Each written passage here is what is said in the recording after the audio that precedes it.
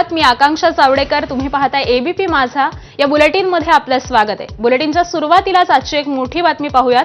केंद्रीय गृहमंत्री अमित शहा काल शिर्डीमध्ये दाखल झालेत. अमित शहा, मुख्यमंत्री फडणवीस आणि दोन्ही उपमुख्यमंत्र्यांची बंद दाराआड चर्चा झाल्याची देखील माहिती आहे. शिर्डीतील हॉटेल सन अँड सँड इथं चारही नेत्यांची बैठक झाली आहे. राज्यातील पावसाची स्थिती आणि अतिवृष्टीमुळे झालेल्या नुकसानीबाबत अमित शहा यांनी सविस्तरपणे आढावा घेतल्याची माहिती आहे. पुढील आठवड्यामध्ये होणाऱ्या नवी मुंबई विमानतळाचं उद्घाटन, मेट्रो 3 आणि त्याचबरोबर इतर विकास प्रकल्पांच्या संदर्भामध्ये अमित शहांकडून आढावा घेण्यात आल्याचंही कळत आहे.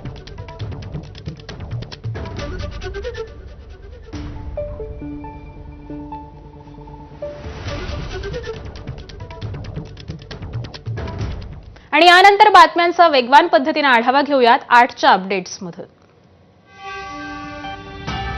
अमरावतीत आज राष्ट्रीय स्वयंसेवक संघाचा विजयादशमी उत्सव पार पडणार. या कार्यक्रमाला माजी राज्यपाल दादासाहेब गवईंच्या पत्नी कमलाताई गवईंना मुख्य अतिथी म्हणून आमंत्रण देण्यात आलं होतं. मात्र प्रकृतीचं कारण देत त्यांनी कार्यक्रमाला जाणार नसल्याचं एक परिपत्रक जाहीर केलं होतं.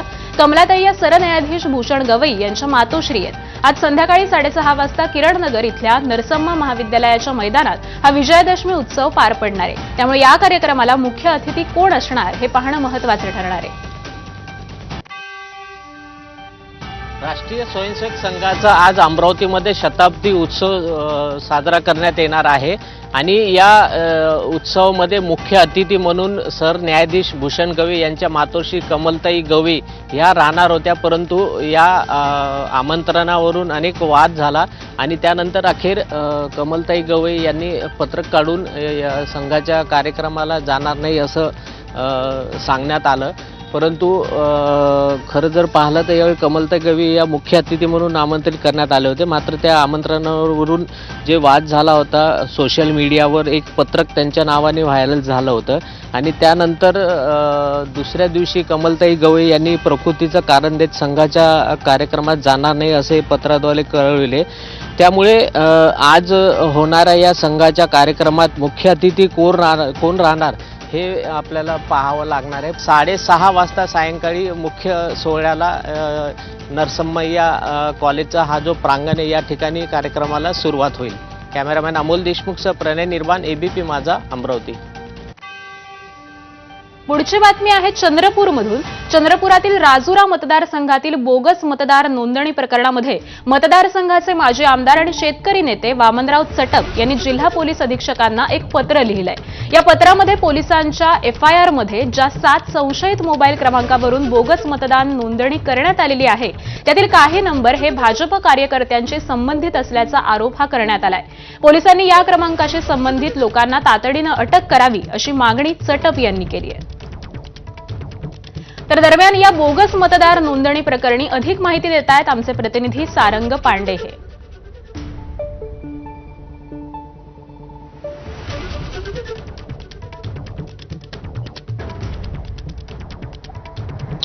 राजुरा मतदारसंघातील बोगस मतदार नोंदणीचं जे प्रकरण आहे ते दिवसेंदिवस अजून ज्याला आपण म्हणू शकतो की गुंतागुंतीचं होत आहे. अनेक यामध्ये कंगोरे देखील आहे आणि विशेषतः राहुल गांधी यांनी ज्या प्रकारचे आरोप केले त्यानंतर या मतदार नोंदणीला एक मोठी हाईप मिळाली. एक राष्ट्रीय मुद्दा हा झालेला आहे आणि याच मुद्द्यावर आता जे राजुरा मतदारसंघाचे माजी आमदार आहेत वामनराव चटप यांनी पोलीस अधीक्षकांना एक पत्र लिहिलंय.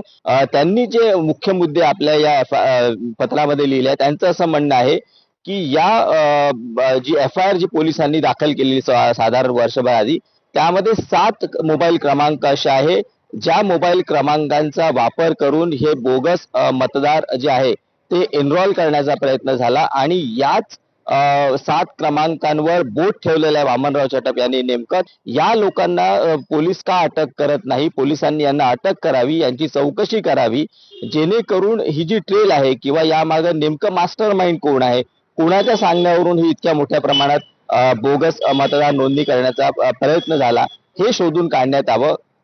एबीपी माझाने देखील एफआयआर मध्ये जे क्रमांक आहे त्यांना फोन लावले होते, मात्र त्यातले अनेक फोन जे आहेत ते बंद आहेत. तर काही लोकांनी आम्हाला या संपूर्ण प्रकरणाबद्दल आम्हाला माहिती नाही, आम्ही कुठल्या प्रकारचे ओटीपी दिले नाही असं सांगितलेलं आहे. मात्र आता यामुळे कुठेतरी पोलिसांवर एक दबाव वाढणार आहे हे निश्चित आहे. कारण वामनराव चटप यांनी थेट भाजपच्या कार्यकर्त्यांचा याच्यामध्ये रोल आहे अशा प्रकारचं जे उंगली निर्देश आहे तो केलेला आहे. वनमंत्री गणेश नाईक यांनी पुन्हा एकदा उपमुख्यमंत्री एकनाथ शिंदेंना आव्हान दिलंय. आगामी स्थानिक स्वराज्य संस्थांच्या निवडणुकीसंदर्भात त्यांनी भाष्य केलंय. जिथे भाजप सक्षम आहे तिथे स्वबळावर लढण्याचा हट्ट धरणार असल्याचं नाईकांनी म्हटलंय.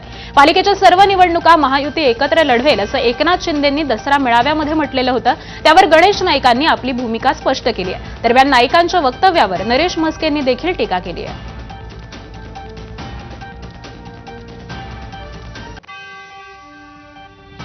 राज्याचे मुख्यमंत्री देवेंद्र फडणवीस यांनी काही वक्तव्य केले.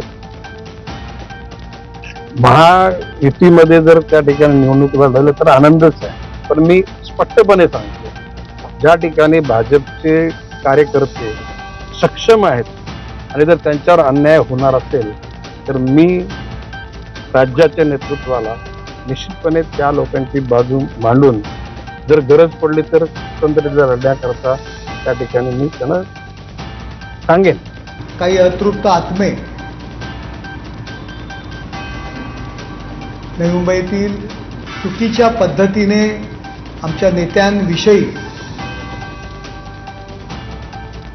काही स्टेटमेंट करत असतात. त्यांचं वय झालेलं आहे हे आम्ही मान्य करतो.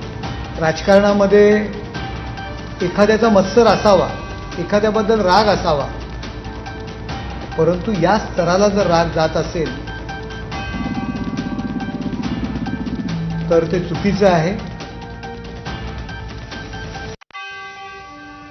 गणेश नाईकांचा पुन्हा सोमवारी ठाण्यात जनता दरबार आहे. एकीकडे गणेश नाईक यांनी पुन्हा एकदा जिथे भाजपची ताकद तिथे स्वबळाचा नारा दिलाय, तर दुसरीकडे शिंदेच्या शिवसेनेकडून सुद्धा एकनाथ शिंदेंबद्दल बोलाल तर शिंदे शिवसेना शांत बसणार नाही असा गणेश नाईकांना इशारा दिलाय. मागील काही दिवसांपूर्वी गणेश नाईक यांची शिंदेंना डिवचणारी वक्तव्य ऐकायला मिळत होती. त्यावर आता शिंदे यांची शिवसेना सुद्धा आक्रमक झालेली असून गणेश नाईक यांना थेट इशारा दिलाय.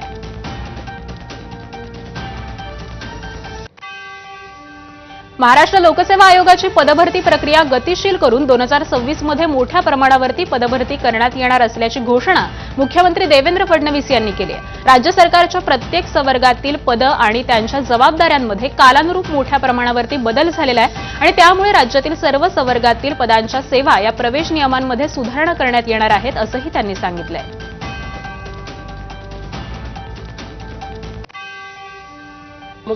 हे वर्ष मला असं वाटतं की हे खूप मोठ्या प्रमाणात सरकारमध्ये नियुक्तीचं वर्ष असणार आहे. मोठ्या प्रमाणात आपण भरती ही पुढच्या वर्षी ही या ठिकाणी करणार आहोत आणि अतिशय पारदर्शी पद्धतीनं ही सगळी भरती आपण करणार आहोत. पैसे द्या, काहीतरी त्या ठिकाणी लाच द्या असं करण्याची आवश्यकता पडलेली नाही, यापुढेही पडणार नाही. आणि म्हणून माझी अपेक्षा हीच आहे की आपल्याला शासकीय सेवेमध्ये आल्यानंतर जास्तीत जास्त लोकाभिमुखतेने आणि पारदर्शी पद्धतीनं कारभार कसा करता येईल याचा प्रयत्न आपण केला पाहिजे. अपहरण प्रकरणातील आरोपी दिलीप खेडकरचा जामीन बेलापूर कोर्टानं फेटाळलाय. सोमवारी यावरती सुनावणी होणार आहे. 13 सप्टेंबर रोजी ट्रकमधील क्लिनरचं अपहरण केल्याप्रकरणी दिलीप खेडकर फरार आहे. किडनॅपिंग करणं, खंडणी पुरावे नष्ट करणं आदी गुन्हे हे दिलीप खेडकरवरती दाखल आहेत. दरम्यान अपहरण केसमधील 6 आरोपी असलेल्या मनोरमा खेडकरला जामीन मिळालेला आहे. मुंबईसह कोकणाला शक्ती चक्रीवादळाचा इशारा देण्यात आलाय. 7 ऑक्टोबरपर्यंत कधीही वादळ धडकण्याचा वेधशाळेचा अंदाज व्यक्त करण्यात आलाय. मुंबई, ठाणे, पालघर, रायगड, रत्नागिरी आणि सिंधुदुर्गला वादळाचा इशारा देण्यात आलाय. ताशी 45 ते 55 किलोमीटर वेगानं वारे वाहू शकतात. 5 ऑक्टोबरपर्यंत समुद्र खवळलेला आहे. मच्छीमारांनी समुद्रात जाऊ नये असं आवाहन देखील करण्यात आलंय. कोकण किनारपट्टीला शक्ती चक्रीवादळाचा धोका वर्तवण्यात आलाय. मच्छीमारांनी मासेमारीसाठी समुद्रात जाऊ नये असं आवाहन बंदर विभागानं केलंय. तसंच पर्यटकांनी देखील समुद्रात जाऊ नये असं आवाहन करण्यात येत आहे. याचा सिंधुदुर्गमधून आढावा घेतलाय आमचे प्रतिनिधी सदाशिव लाड यांनी. अरबी समुद्रात अतितीव्र स्वरूपाचं शक्ती नावाचं चक्रीवादळ जे आहे ते घोंगावत आहे आणि या चक्रीवादळाचा प्रभाव जो आहे तो कोकण किनारपट्टीवर पाहायला मिळतोय. मी सध्या सिंधुदुर्गातील वेंगुर्ले समुद्र किनारी आहे आणि या ठिकाणी जर पाहिलं असेल तर मच्छीमारांना खोल समुद्रात मासेमारीसाठी जाऊ नये असं आवाहन जे आहे ते प्रशासनाने केलेलं पाहायला मिळतंय. त्यामुळेच या ज्या बोटी आहेत त्या किनाऱ्यावर सुरक्षित ठिकाणी मच्छीमारांनी ठेवलेल्या पाहायला मिळतात. अशी स्थिती सिंधुदुर्गातील सर्वच समुद्रकिनारी पाहायला मिळते. आणि काही ठिकाणी जर पाहिलं असेल तर ज्या लाटा आहेत त्या साधारणतः 1 ते 1.5 मीटर उंचीच्या लाटा देखील समुद्रात उसळताना पाहायला मिळतात. एकंदरीत जर पाहिलं असेल तर सिंधुदुर्ग जिल्ह्यात मोठ्या प्रमाणात किनारपट्टीवर लाटा ज्या आहेत त्या धडकताना पाहायला मिळतात. शक्ती चक्रीवादळाचा प्रभाव जो आहे तो आता हळूहळू जो आहे तो कोकण किनारपट्टीवर आपल्याला पाहायला मिळत आहे. एकंदरीत जर पाहिलं असेल तर शक्ती चक्रीवादळाचा प्रभाव जो आहे तो कोकण किनारपट्टीवर होताना पाहायला मिळतोय. कॅमेरा पर्सन परेशसह सदाशिव लाड, एबीपी माझा, वेंगुर्ले. तळकोकणातील शिरोडा विळागर समुद्रामध्ये काल सायंकाळी 9 पर्यटक बुडाले. त्यातील एक पर्यटक स्वतः बाहेर आला तर एकाला वाचवण्यात यश आलंय. आतापर्यंत 5 जणांचे मृतदेह सापडले असून दोघांचा शोध सुरू आहे. शिरोडा विळागर समुद्र किनाऱ्यावरती पर्यटकांसाठी आलेले 9 पर्यटन हे 2 दिवसांपूर्वी बुडालेले होते. त्यातील दोघे वाचलेले असून या दुर्घटनेमध्ये आतापर्यंत 5 जणांचे मृतदेह हे आढळलेले आहेत. तर अजूनही 2 जण बेपत्ता आहेत. बेपत्ता असलेल्या पर्यटकांचा शोध सुरू असून या दुर्घटनेतल्या मिळालेल्या 5 पर्यटकांचे मृतदेह तपासणीनंतर नातेवाईकांच्या ताब्यामध्ये देण्यात आलेत. इरफान कित्तूर, जाकीर मणियार हे पर्यटक अद्यापही बेपत्ता असून त्यांचं शोध कार्य सुरू आहे. नागपूर विमानतळाच्या कामातील दिरंगाईवरती केंद्रीय मंत्री नितीन गडकरींनी नाराजी व्यक्त केली. एका आठवड्यामध्ये पूर्ण होणाऱ्या धावपट्टीच्या कामासाठी एव्हिएशन विभागानं तब्बल 1.5 वर्ष लावलं आणि नागपुरातल्या जनतेला 50 कोटींचा चुना लावल्याचा आरोप नितीन गडकरींनी केला. मैं अक्सर एक बात दोहराते रहता हूं कि I like people who can get the things done. हमारे यहाँ ये बैठे यहाँ एक एयर स्ट्रिप बनानी थी यहाँ की. 1.5 साल इन्होंने हमारे नागपुर की जनता को 50 करोड़ का चूना लगाया. केंद्राकडून यूपीआयनं टोल भरणाऱ्या वाहनधारकांना मोठा दिलासा देण्यात आलाय. आता फास्टॅग नसेल तर टोल नाक्यावरती दुप्पटचे पैसे भरण्याच्या नियमामध्ये केंद्राकडून बदल करण्यात आलाय. 15 नोव्हेंबरपासून यूपीआयनं टोल भराल तर आता दुप्पटाचा भुर्दंड हा न देता फक्त 25% जास्त दर हा आकारण्यात येणार आहे. महाराष्ट्रातील 96 टोल नाक्यांवरती याचा फायदा होणार असून नागरिकांना ऑनलाईन पेमेंट करण्याचं आवाहन प्रशासनातर्फे करण्यात येत आहे. सांगलीमध्ये अखिल भारतीय साहित्य संमेलनाच्या अध्यक्षा तारा भवाळकरांचा जीवन गौरव पुरस्कार आणि नागरी सत्कारानं सन्मान करण्यात आला. आभाळमाया फाउंडेशन आणि सांगली जिल्ह्यातल्या विविध सामाजिक संघटनांच्या वतीनं हा सन्मान करण्यात आलाय. यावेळी सांगलीचे जिल्हाधिकारी अशोक काकडे आणि ज्येष्ठ साहित्यिक सुनील कुमार लवटे यांची उपस्थिती होती. हा जीवन गौरव पुरस्कार आणि नागरी सत्कार सोहळा संपन्न झाला. यावेळी तारा भवाळकर लिखित औडक चौडक कविता संग्रहाचा प्रकाशन सोहळा देखील या निमित्तानं पार पडला. दिवाळीच्या तोंडावरती महावितरणानं वीज दरवाढ जाहीर करून ग्राहकांना महागाईचा झटका दिलाय. ऑक्टोबरच्या बिलामध्ये प्रति युनिट 35 ते 95 पैशांपर्यंत वाढ करण्यात आलेली आहे. घरगुती, व्यावसायिक आणि उद्योग ग्राहक सर्वांवरतीच तडाखा बसलाय.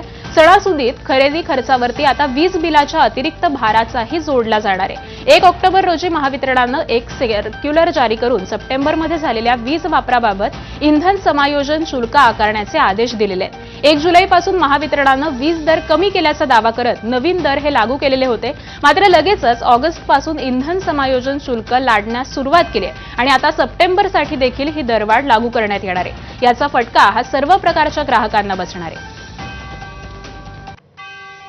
कांतारा 2नं केवळ 3 दिवसांमध्ये बॉक्स ऑफिसवरती बक्कळ कमाई केली आहे. केवळ 3 दिवसांमध्ये कांतारानं 151 कोटींपेक्षा जास्त कमाई केली आहे. एवढंच नाही तर आज राष्ट्रपती भवनामध्ये कांतारा 2ची स्पेशल स्क्रीनिंग होणार आहे. विशेष म्हणजे कांतारानं रजनीकांतच्या कुली आणि पवन कल्याणच्या दे कॉल हिम ओजी या चित्रपटाला कमाईच्या बाबतीमध्ये मागे सोडलंय.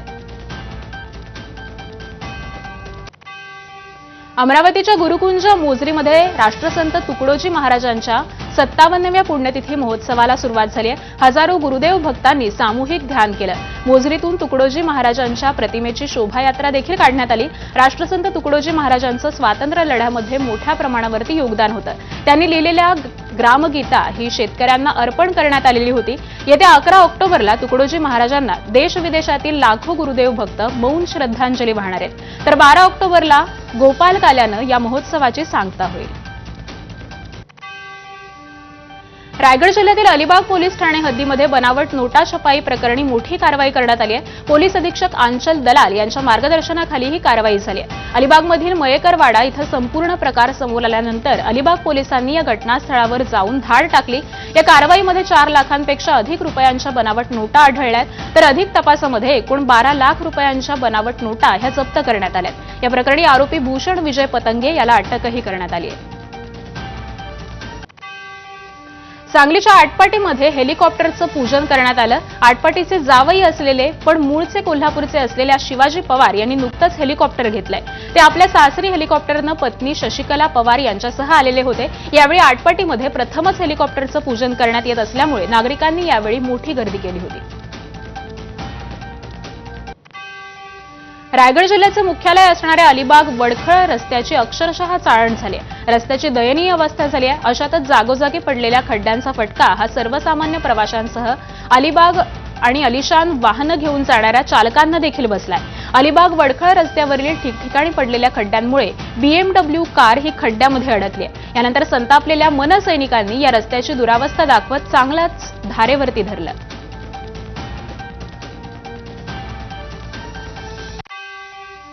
इकडचे स्थानिक आमदार जे आमदार स्वतःला समजतात, ही त्यांची गत आहे. आणि तुमचा जो विकास आहे ना, तो इथे दिसतोय. हा विकास आहे तुमचा अलिबागकरांचा. तुम्ही ज्यांना निवडून दिले त्यांच्यामुळे ही परिस्थिती सगळ्यांना सहन करावी लागते. तुम्ही बघाल आतमध्ये महिला देखील आहेत, लहान मुलं देखील आहेत. इथे मागच्याच महिन्यामध्ये एका मुलाचा देखील ऍक्सिडेंट ह्याच ठिकाणी झाला होता. किती जीव तुम्ही अजून घेणार?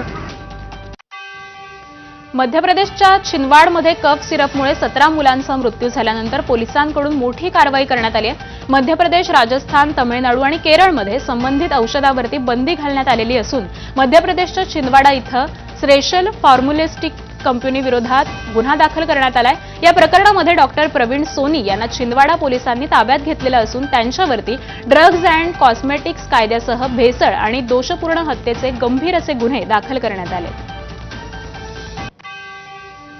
आंध्र प्रदेशचे मुख्यमंत्री चंद्राबाबू नायडू यांनी ऑटो अँड कॅब चालकांसह महत्वाकांक्षी ऑटो ड्रायव्हरला सेवालो या योजना सुरू केली. या योजनेअंतर्गत 3 लाख चालकांना दरवर्षी 15,000 थेट बँक खात्यामध्ये मिळणार आहेत. यासाठी सरकारनं 436 कोटींचं बजेट ठेवलंय.